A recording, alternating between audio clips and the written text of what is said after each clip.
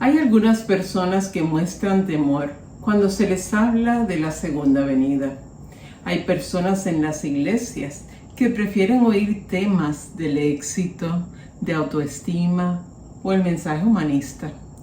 Cuando hablo del mensaje humanista me refiero a poner al ser humano en el centro de las cosas cuando sabemos que es Dios. Dice la palabra del Señor: poned la mira en las cosas de arriba y no en las de la tierra. También nos dice: si alguno está en Cristo, nueva criatura es. Las cosas viejas pasaron, he aquí, todas son hechas nuevas. Pero ¿qué nos dice la Biblia sobre los últimos tiempos? Nos insta a estar preparados. Nos explica los eventos que vendrán.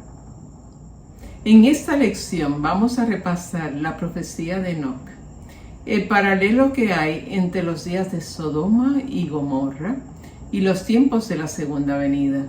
Jesús nos habló sobre los últimos días y su efecto en los impíos y el gozo que nosotros los redimidos tendremos cuando nos reunamos con Él. Acompáñame para que juntos estudiemos su palabra. Como cristianos debemos juntos estudiar las profecías del fin, tener nuestras vistas puestas en el galardón, conservar la santidad y recordar que fuimos rescatados de la esclavitud del pecado.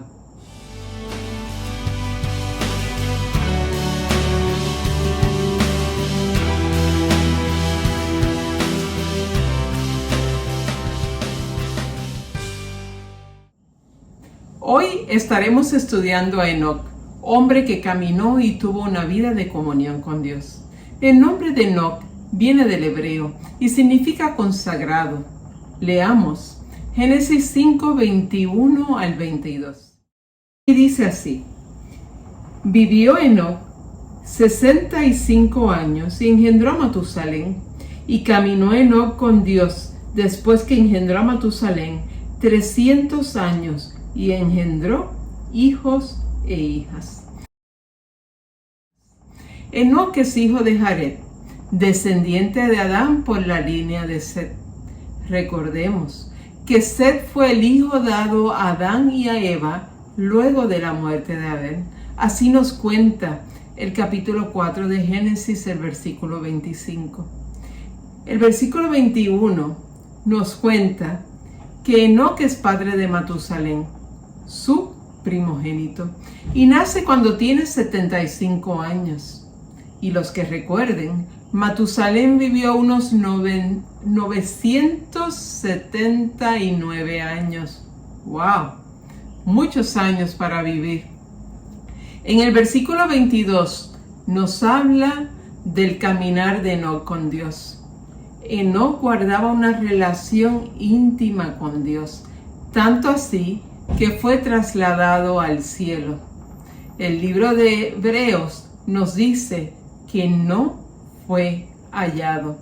En este versículo se marca el comienzo de una estrecha relación con Dios, luego del nacimiento de su primogénito. Dice que este estrecho caminar con Dios fue por 300 años. Vivía cerca de Dios mientras le nacían otros hijos e hijas.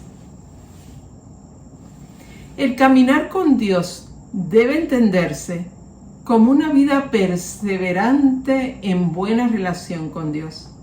Enoc influenció su generación con su vida de fe e igualmente con su familia, como lo fue con Noé, su bisnieto.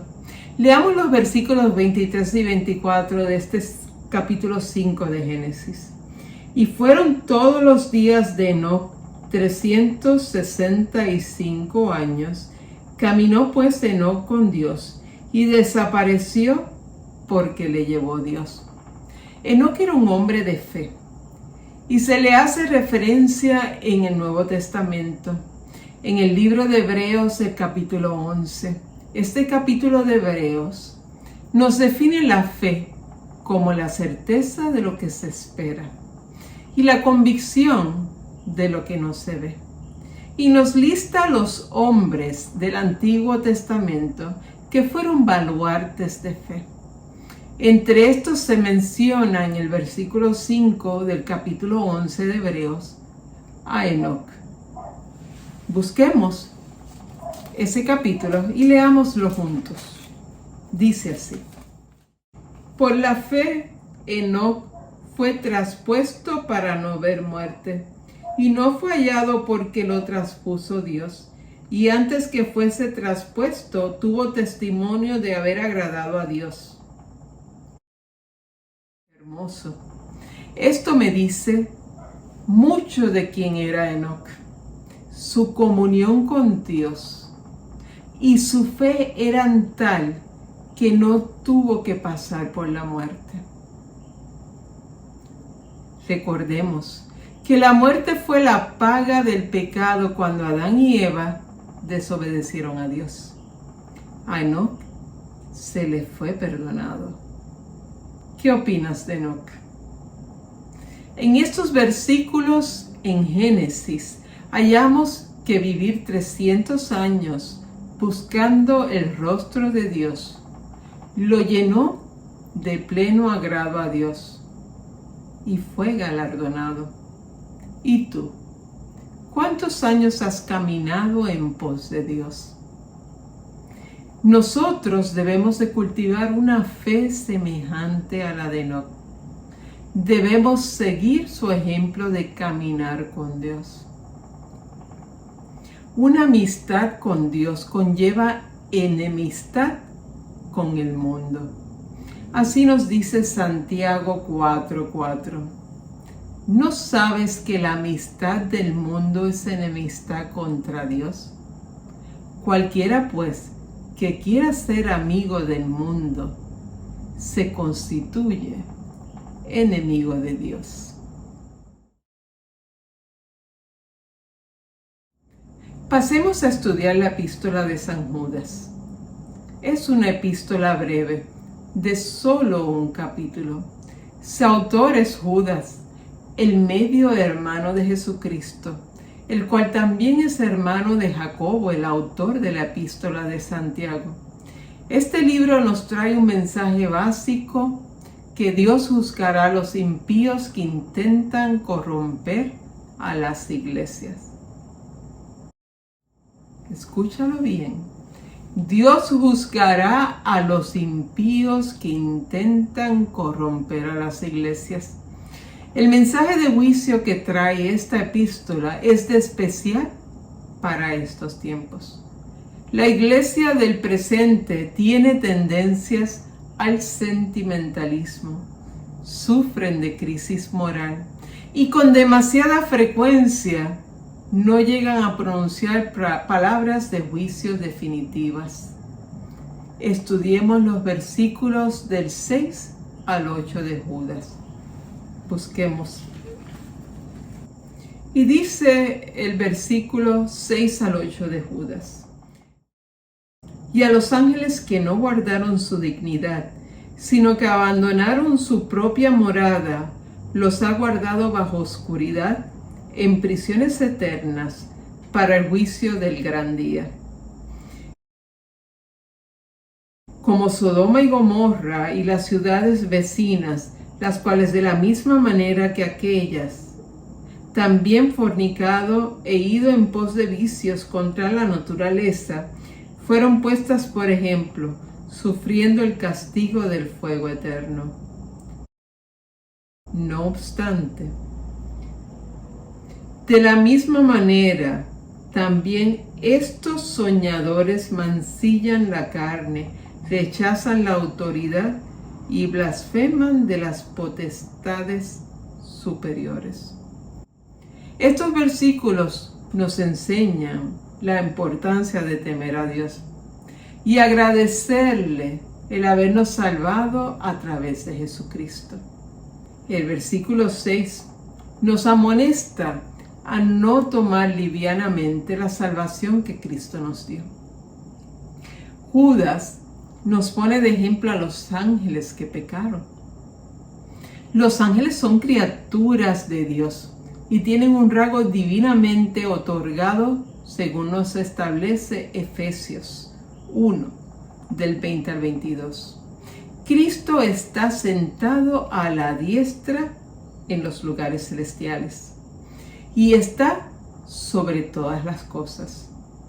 Estos ángeles pecadores perdieron la condición que el Creador le había concedido y Dios los tiene guardados bajo oscuridad para el juicio.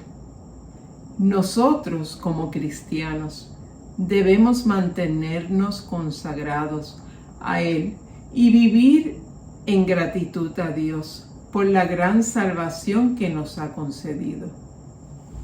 El versículo 7 nos trae otro ejemplo, el de Sodoma y Gomorra.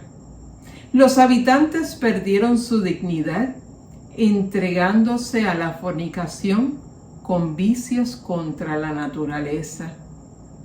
El apóstol Pedro nos dice en 2 de Pedro 2:7 que Lot fue abrumado por su conducta, por la conducta de los habitantes de Sodoma y Gomorra. Judas llama fuego eterno al fuego que cayó sobre los impíos y nos señala que fueron puestos por ejemplo. El versículo 8. El Espíritu Santo quiere enseñarnos que la ira de Dios se manifiesta contra los rebeldes. Al igual que estos tiempos, en nuestros tiempos también abundan los falsos profetas. En el versículo 4 nos describe a estos hombres. Voy a leerles de la versión Nueva Internacional. Dice así: el problema es que se han infiltrado entre ustedes ciertos individuos que desde hace mucho tiempo han estado señalados para condenación. Son impíos que cambian en libertinaje la gracia de Dios y niegan a Jesucristo, nuestro único soberano y Señor. Son hombres encubiertos, impíos, y convierten en libertinaje la gracia de Dios. Niegan a Dios y a nuestro Señor Jesucristo. Hay religiones que abiertamente niegan a Jesucristo como el Hijo de Dios. Estos convierten en libertinaje la gracia de Dios. Veamos también los versículos 18 y 19. Y dice así: los que os decían, en el postrer tiempo habrá burladores que andarán según sus malvados deseos. Estos son los que causan divisiones, los sensuales, que no tienen el Espíritu. Los llama burladores. Indica que andan según sus malvados deseos. Se les identifica como sensuales, que no tienen el Espíritu.